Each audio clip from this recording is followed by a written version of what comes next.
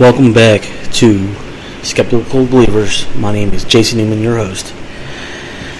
You can listen to me on whatever podcast platform you use.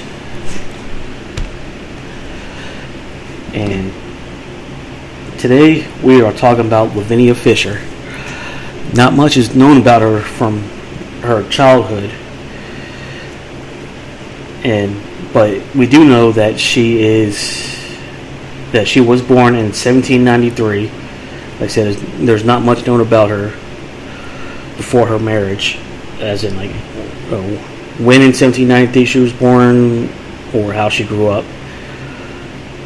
But as she got older, she married a guy not by the name of John Fisher, and after they got married, they settled near Charleston, South Carolina. Well, most people don't know unless you visited Charleston or have lived in or around Charleston. You probably haven't heard of her. She was known as, at least by legend, being the first widely recognized female serial killer. After they got married, they managed a hotel named the 6 Mile Wayfarer House. It was named that because it was located 6 miles west of Charleston in the early 1800s or so. After that, men mysteriously started to disappear. What most people don't know is that her and her husband were part of a highway robbery gang. So they would. There's also a place called the Five Mile House. Same deal. It was named after because it was 5 miles from Charleston. They'll stop there, then they'll go to the 6 Mile House for some food, drink, rest, whatever.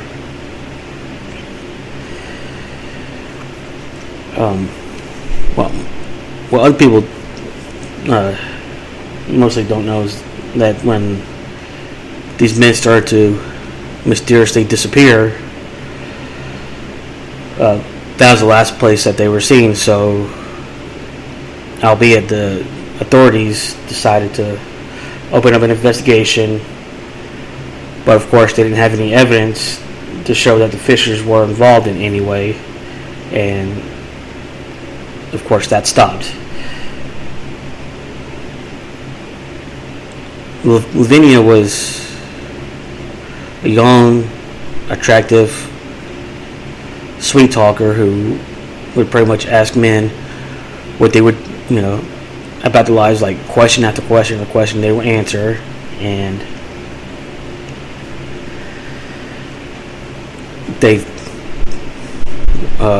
would mysteriously disappear because she was giving them tea poisoned with oleander, so they would fall asleep quicker. Then her husband John would go up to the room, kill him, and use the bed, which was rigged up to a trap door underneath the bed.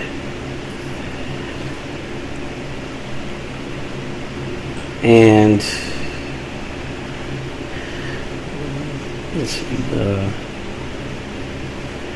in February 1819, a group of vigilantes went to stop the Fishers to stop killing. And when they were satisfied that, first before they went to their house, went to the 6 Mile Wayfarer House, they stopped by the 5 Mile because they were hearing of all these killings and everything. Ran everybody out looking for the Fishers. Then he went to the 6 Mile House, cleared everybody out, but they left They left and went back to Charleston. But one guy by the name of David Ross stayed behind just to make sure everything was on the up and up. He was eventually attacked by two unnamed men who were accompanied by Lavinia. Like I said, they were part of this highway robbery gang, with John and Lavinia Fisher being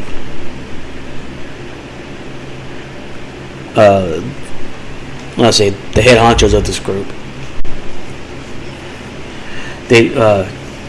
Ross looked to Lavinia for help, but of course her didn't help. So instead of helping him, she choked him and smashed his head through a window. Apparently that didn't knock him out or anything. He escaped and went to authorities. And around this time, a man by the name of John Peoples was going from Georgia to Charleston.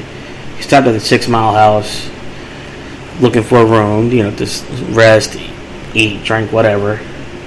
At the time, she said she had no room, using the air quotes there. She had no room available because apparently there was another body in the room that she was wanting to send him to. But invited him to stay, eat, drink, invited him for tea and a meal. And according to him, her company being around her was pleasant and inviting. Asked him a lot of questions, and this was the first guy, John Peoples, that became weary and just didn't think a lot of. He thought her asking a lot of questions was being too intrusive. So while Lavinia and John Peoples were talking, her husband, John Fisher, was sitting across the room just looking at him, and that gave Peoples bad feeling, bad impression, just weirded him out in a way to where, that creepy guy looking across you from the room, kind of weird. So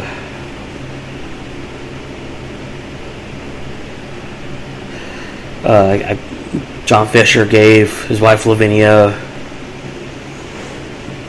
they exchanged glances, just for him to let her know, hey, the room is available now. So she told Peoples, and he accepted and was given a cup of tea. But Peoples, being a gentleman, didn't refuse the tea, but at the same time he didn't like tea, so he just took it out of politeness. While she wasn't looking, he just tossed it out in a plant. And he had an odd feeling about all this information he was giving her and what was going on, and he was pretty much getting worried about being a target for robbery, since they were known to be part of this highway robbery group. And so instead of sleeping in the bed, he slept in a chair by the couch, in a chair by the door. And while he was getting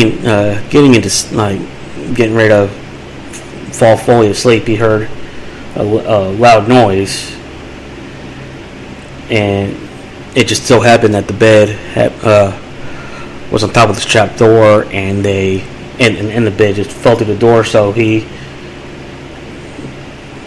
what possessed him to do this, I don't know, but he jumped out the window and rode on horseback the 6 miles back to Charleston to alert the authorities. And so after John Peoples went back to Charleston to tell the authorities, they came back. The authorities went to the 6 Mile house, and both John and Lavinia, along with 2 unnamed men, were arrested. And while they were doing the police and the authorities were doing their investigation, the house itself was searched, and the grounds around the property were dug up. They found hidden passageways, items that could be traced back to dozens of travelers, and they found their stash of oleander, which they used to poison the tea. Which she used to poison the tea, since Lavinia was the one that made the tea, and the mechanism that tripped the floorboards underneath the bed, and at least 100 remains in the basement. Both the Fishers pled not guilty, but were ordered to stay in jail. The unnamed co-conspirators were released on bail. But yeah, and they were both found guilty on multiple robberies and murders, and both were sentenced to be hanged. And after the conviction and sentencing, they were given a time to appeal the case, which they did. And while they were waiting to be hanged, they were housed at the Old Charleston Jail. And while they were being housed there, they were in the least secure area that many low-level crime. Let's see, like a low-level. I don't know how to put it, but once you committed low-level crimes, that's where they stayed. So it wasn't really that often that the guardsmen came by to check on them, and so since there was little to no security in that area, they planned their escape. So what they did was they tied sheets together to form a rope, since they were on the second, on one of the higher levels, I believe the second story. And on September 13th, 1819, they put the plan to action. John went first, but after he made it out, the linen sheet rope, it snapped, so Lavinia didn't make it. And John Fisher, being a man that loved his wife, didn't want to leave her behind. He wanted to do everything with her, so he just walked back into jail, and him and his wife were put under tighter security. So the February of the following year, 1820, the court rejected the appeal that they had and scheduled the hanging for later that month.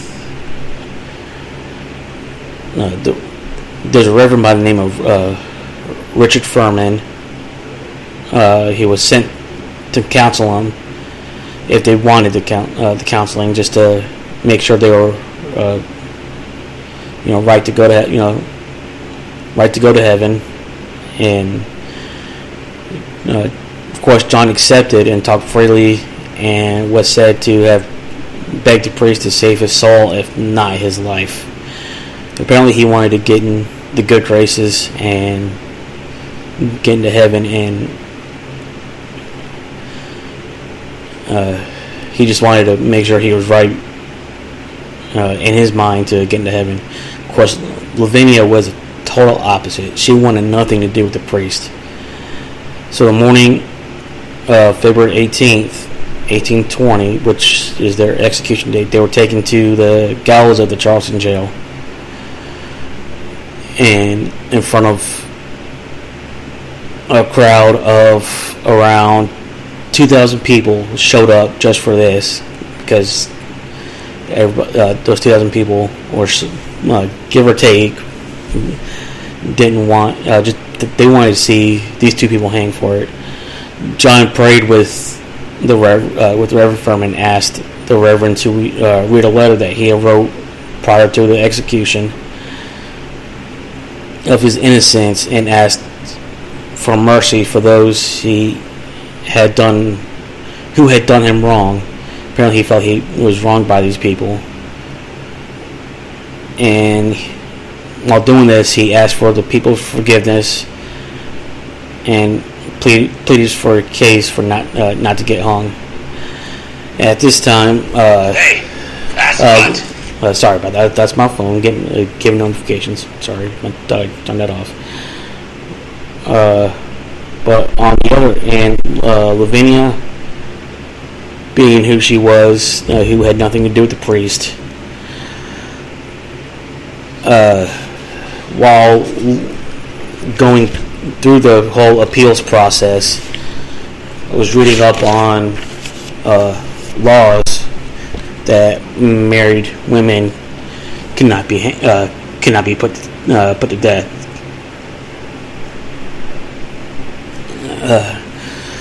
So the judge had a quick, what we call in today's terms, a quick clapback, or a quick a quick response saying, well, yes, there's a law about that, but there's no law of putting a widow or a single person to death. So we're gonna make sure John gets hanged first, so that way we can still hang you. She blamed the Charleston socialites for encouraging the conviction. And on that day, she wore a wedding dress because at that time the law stated, like I said, married women could not be killed. And the judge stated that John would be the first to hang, since the law didn't say anything about widows being hanged.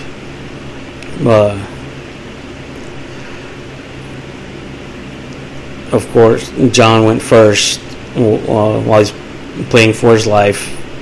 He went quietly and took his punishment. But Lavinia was kicking and screaming, pretty much believing she did nothing wrong. And as she was up there, these were her famous last words, for those who know the story. If you have a message you want me to send to hell, give it to me. I'll carry it. So pretty much she was saying, like, I know I'm going to hell, so if you want me to send a message to anybody down there, give it to me and I'll deliver it. Then, instead of the execution doing his job, she just jumped off the scaffolding herself. And she was 27 at the time. But the onlookers had never seen such a chilling sneer or wicked stare coming from such a young person.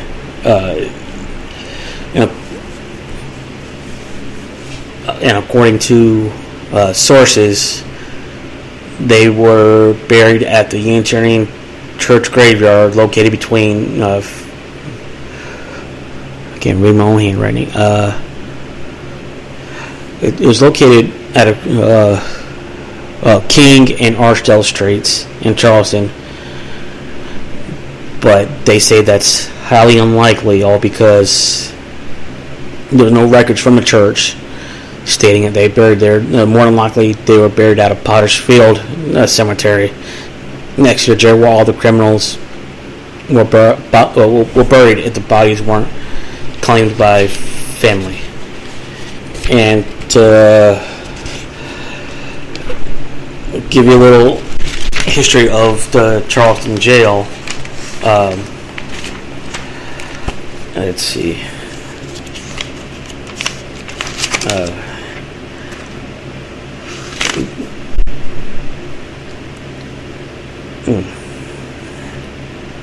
It served as the Charleston County Jail from 1802 to 1939.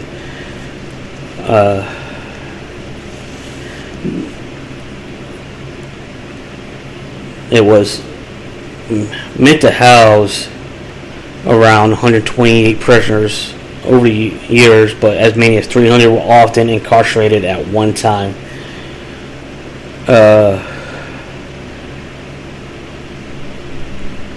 While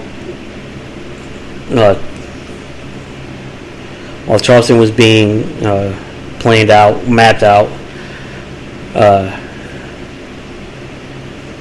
4-acre square lot was set aside for public use, which the jail,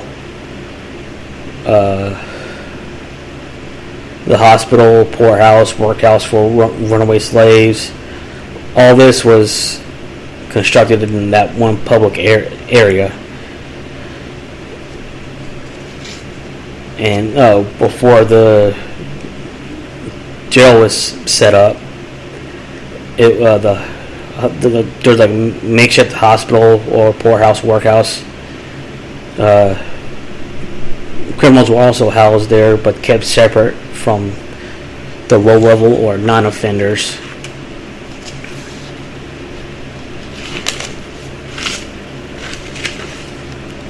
And with it being in the same area as the hospital, I know an estimated 10,000 people died on that 4 square mile property.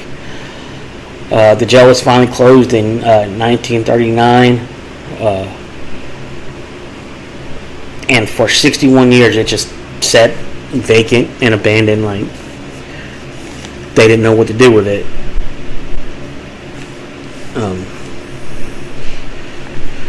The restoration began in 2000 when the American College of Building Arts acquired the jail, and the official Save America's Treasure project of the National Trust for Historic Preservation and efforts to restore the efforts and the restoration on the building are still in progress.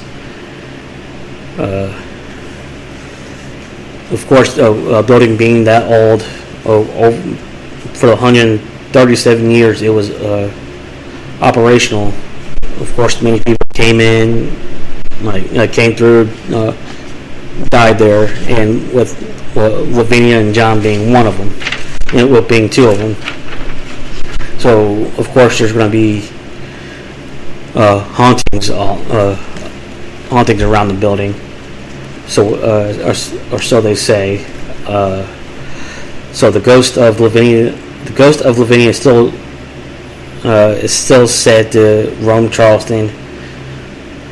Almost immediately following her death, locals began to report seeing her face floating behind the bars of the window of the cell that she was held. There's a earthquake in the Great Earthquake of 1886. People began to report seeing her wandering around Charleston. The earthquake must have opened the bar, shook the jail around long enough, for a while that whatever was in there got out, and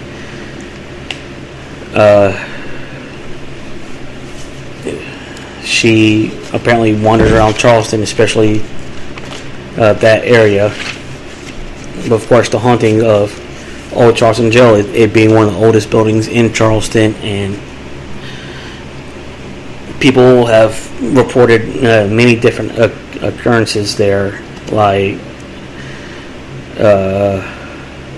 while they were beginning the restoration in 2000, one of the first reports was workers finding footprints in the dust after the building had been locked for months due to lead paint contamination. So while they were making sure all the lead paint was, while it was being decontaminated and having all the lead removed,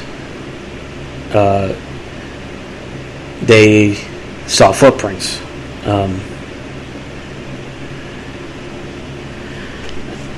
As the preservation and restoration continued, it was open for tours.